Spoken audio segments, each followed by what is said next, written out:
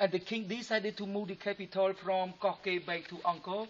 The king Chendravarman II took the architecture style from Koke to Angkor.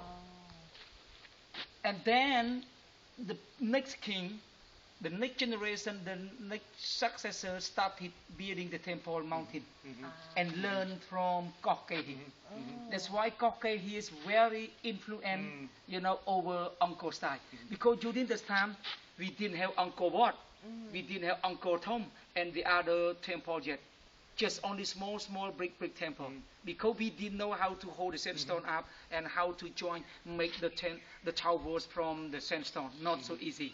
But finally, because of the king Chendravarman II moved from here, and the king built temple mountain in Angkor, but built from the brick first, and then his son from the sandstone on the surface, and then his son Jayavarman built Takeo from the sandstone first in Angkor.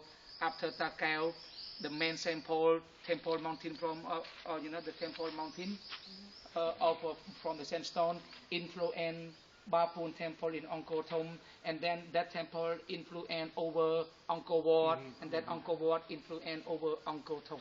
So the architecture upgrade from time to time. So if we didn't have, you can say if we didn't have Koke style here, we wouldn't have Angkor. And so the king here, how did he develop, or how did his architects develop the knowledge to build this? Yes, if we studied, while we studied the archaeological study, we find out the technique from time to time always change. Like the first time, I can compare like your camera, like 20 years ago, your camera just black and white, big. But some year later, they can, find something new. They develop it, develop it better. And then some year later, they can find something new, technique, and update it and develop it better. Like our phone over 20 years ago, just big, but now it, touch screen and digital also like this. But from year to year, it update little bit. Before the, 10 years ago, we use, like a computer, we use like this cable. Yeah, cable, and I mean we use, like a small disk inserted the computer, and now we use plus USB. Can you that? So it upgrade like this. And even the way how they join the sandstone also different. Some sandstone they put together, they join this way, and some later they make a hole, they inserted this, and some sandstone they put on top. So upgrade it from time to time. So they weren't like importing architects from India or anything to do it. No.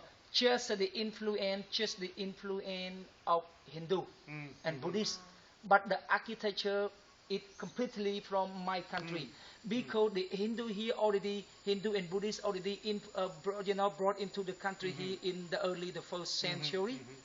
Can you see that? And the temple, more the temple in the first, the second, third century, no temple mountain too. No temple mountain. They only went up to the natural mountain. And they built one temple on the natural mountain. It became the temple mountain automatically. Because they didn't know how to pile the laterite, the sandstone up higher like Angkor Wat or Angkor Thom. So they just went up. When the Hindu king want to build, wanted to make us like a religious ceremony,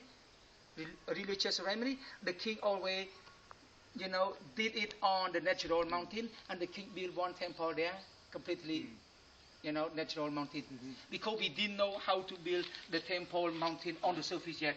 But in the 9th century, we could build one Praco in the Louvre from brick and then from sandstone.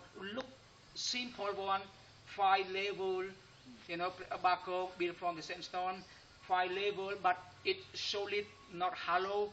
And then they could build something in Angkor Wat better, and then they could build Angkor Thom, huge temple and the gallery, the whole inside, and then by your candidate zigzag the whole inside. But the first one look very simple. Yeah, like this. So upgrade it like this. But